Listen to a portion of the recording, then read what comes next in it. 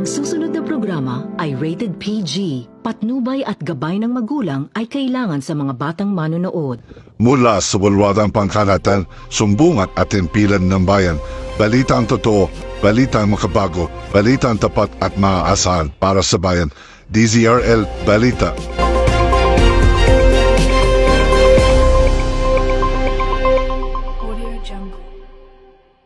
Mga balitang lokal at international. Mga makabagong issue na tinatalakay ng sambayanan. Dito lamang sa DZRL Balita. Ang oras po natin ngayon ay 10:09 na umaga araw ng May 8, 2025. Kasalukuyang napapakinggan mula sa St. Alexis College sa Lamigan ng South Cotabato. Mula sa bulwagang pangkalahatan, sumbungan at himpilan ng bayan. Balitang totoo, balitang makabago, balitang tapat, maaasahan para sa bayan. DZRL Balita. Kami ang inyong tagapagbalita. January Gavin, Christy Toledo, kayo ay sumusubaybay sa DZRL Balita. Para naman sa pandaigdigang balita, Myanmar earthquake na may lakas ng magnitude 7.7, higit sa 3,600 ang nasawi, na higit sa 500 ang nasugatan at 160 ang mawawala.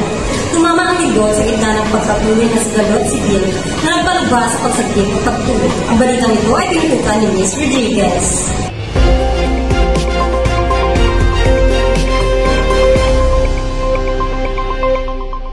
Isang 7.7 magnitude lindol ang binuligsik ng bahagi ng Myanmar na nagdulot ng matinding pinsala sa mga gusali, transportasyon at mga ospital.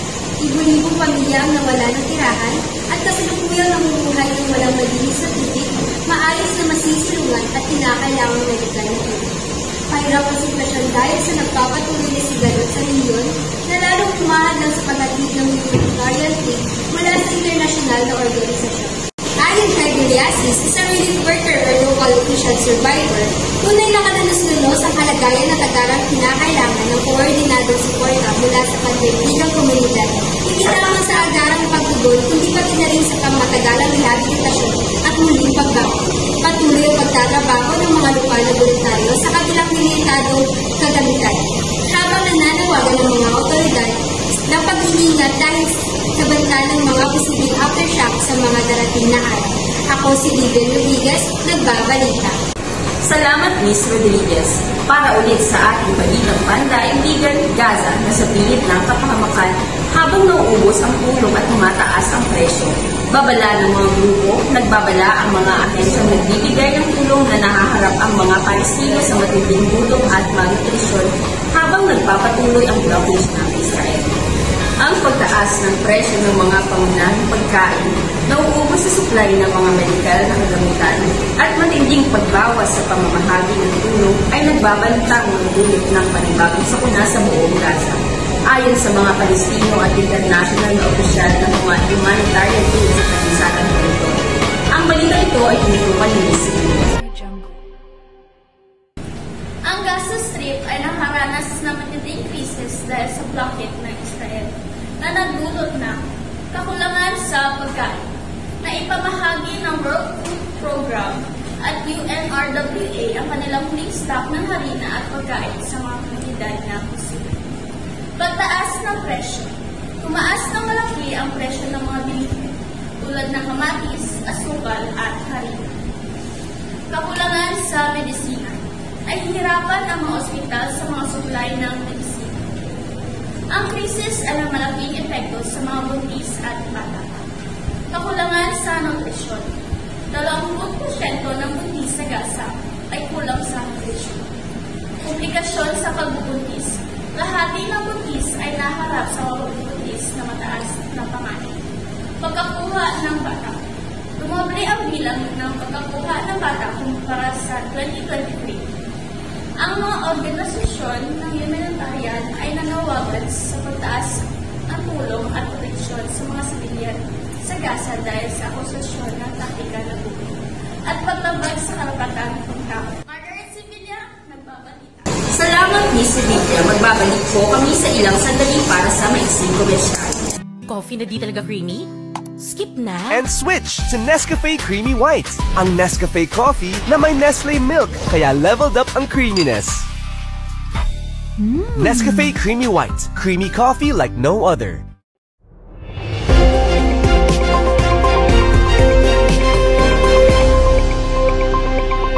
Ibabalik ko ang DZRL Balita.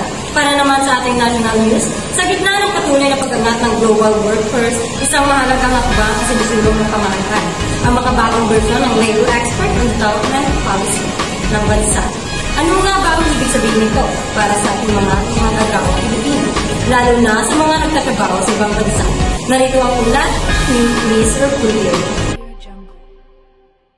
Maraming Pilipino ang patuloy na lumalabas ng bansa upang makahanap ng mas magandang oportunidad sa ibang panig ng mundo. Ngunit ngayong taon, itinutulak ng pamahalaan ng isang bagong henerasyon ng Labor Export Policy. Isa raw itong hakbang para gawing mas ligtas, mas makatao at mas kapaki-pakinabang ang pagtatrabaho sa labas ng bansa.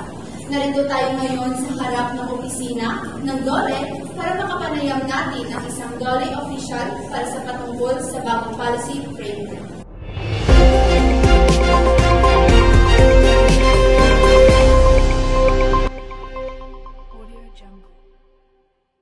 Ang bagong policy framework ay hindi lang nakatuon sa pagpapadala ng OFWs, pinagtitibay natin ang bilateral agreements, pinapalakas ang skills training, at sinusiguro ang karapatan at kapakanan ng bawat Pilipinong manggagawa sa abroad.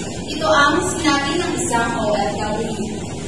Bilang isang OFW sa loob ng 10 taon, nakita ko na marami pa rin kababayan natin ang na-exploit. Kaya kung may bagong polisiyang makakatulong para maprotektahan kami, malaking tulong. Habang patuloy na inaayos ang mga detalye ng bagong pulisya, nananatiling mahalaga ang boses ng bawat Pilipinong manggagawa. Sa dulo, ang layunin ng makabagong pulisya ay hindi lang economic growth, kundi dignidad at seguridad para sa bawat OFW. Shaira E. Orcolio, nagbabalita. Maraming salamat, Ms. Orculio. Para ulit sa ating national news, inanunsyo ng Philippine Statistics Authority o PSA ang pinakabagong 2020 Census-based National Population Projections na naglalaman ng mga pagtataya sa paglago ng populasyon ng bansa mula 2020 hanggang 2025. Ang mga proyeksyon ay batay sa tatlong senaryo ng fertility rate na katutok si Ms. Sadoso. Ayon sa pinakabagong datos mula sa Philippine Statistics Authority, PSA, inaasahang aabot ang populasyon ng Pilipinas sa 138.67 million katao pagsapit ng 2055. Mula sa 113.86 million noong 2025, ang average ng taunang rate ng paglago ng populasyon ay inaasahang bababa mula 0.84% mula 2020 hanggang 2025 patungong 0.35% mula 2050 hanggang 2055. Demograpikong pagbabago, makikita din ang mga sumusunod na pagbabago sa demografiya. Ang porsyentong populasyon na may edad 60 pataas ay tataas mula 8.5% noong 2020 patungong 19.6% pagsapit ng 2055. Samantala, ang porsyento ng mga bata na may edad 5 taong pababa ay bababa mula 10.2% noong 2020 patungong 6.0% sa 2055. Ang working age population, edad 15 hanggang 64, ay inaasahang tataas mula 64.0% noong 2020 patungong 67.0% pagsapit ng 2055. Inirekomenda ng PSA ang paggamit ng Scenario 2 para sa mga layunin ng pulisya at programa dahil ito ay nilalarawan ng isang balanseng pagtingin sa mga trend ng fertility at pagbabago sa demografiya. Christine Joy Sadoso, nagbabalik. Salamat, Ms. Sadoso. Kayo po ay nakatutok pa rin sa DZRL Balita. Kami po ay magbabalik muli pagkatapos ng isang maikling sandali para sa Patalastas. Pataas! Mag-Bonakid Preschool 3++3! Pataas na sila! Bigyan sila ng Bonakid Preschool 3+, for a triple boost advantage in growth, energy, and immunity. Pag-3 pataas! Mag-Bonakid Preschool 3+, batang may laban!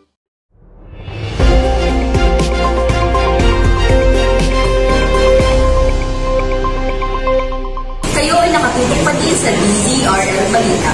Para sa Balitang Lokal, lungsod ng Cotabato, DARLM, Pilipinas, inulat ngayon ng Department of Health Center for Health Development, DOHCHD, sa rehiyon ng Soxargen ang isang kumpirmadong kaso ng monkeypox o mpox sa lalawigan ng Cotabato at 2 hinihinalang kaso ng mpox sa lalawigan ng South Cotabato. Para sa mga detalye, Ms. Villasis, ibalita mo. Ang Department of Health Center for Health Development sa rehiyon ng Soxargen ay nagulat na isang kumpirmadong kaso ng monkeypox or mpox sa lalawigan ng Cotabato at 2 hinihinalang kaso sa South Cotabato. Ayon sa advisory ng Cotabato Integrated Provincial Health Office or IPHO, ang kumpirmadong kaso ay isang 40 anyos na lalaki mula sa bayan ng Umulan. Ang kaso ay nagbilang sa claim provider na may bababang pangalan. Ang pasyente ay kasalukuyang stable at nakahiwala. Ang mga authorities sa kalusugan ay aktibong kumikilos upang maiwasan ang pagkalat ng sakit. Ang mga close contact ng pasyente ay na-trace at naka-quarantine. Wala sa kanila ang nagpapakita ng sintomas ng sakit. May 2 hinihinalang kaso ng mpox sa South Cotabato na kasalukuyang sinubaybayan ng IPHO. Ang mga specimen ng 2 pasyente ay pinadala sa Research Institute for Tropical Medicine para sa konfirmasyon. Ayon kay Dr. Adil Sinulupin, Regional Director ng Kalusugan ng Bangsamoro, mahalagang mag-ingat at mag-prevent ng pagkalat na sakit kahit wala kumpirmadong kaso sa rehiyon. Ako, si President S. Villasis, nagbabalik. Maraming salamat, Ms. Villasis.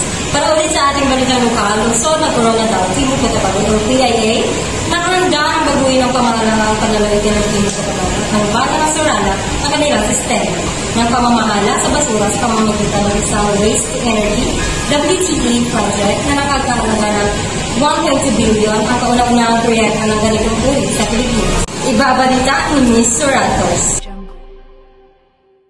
Matagumpay natapos ng pamalaang panalawin ng South Cotabato ang isang Waste to Energy project kasama ang Entrepreneur Corporation.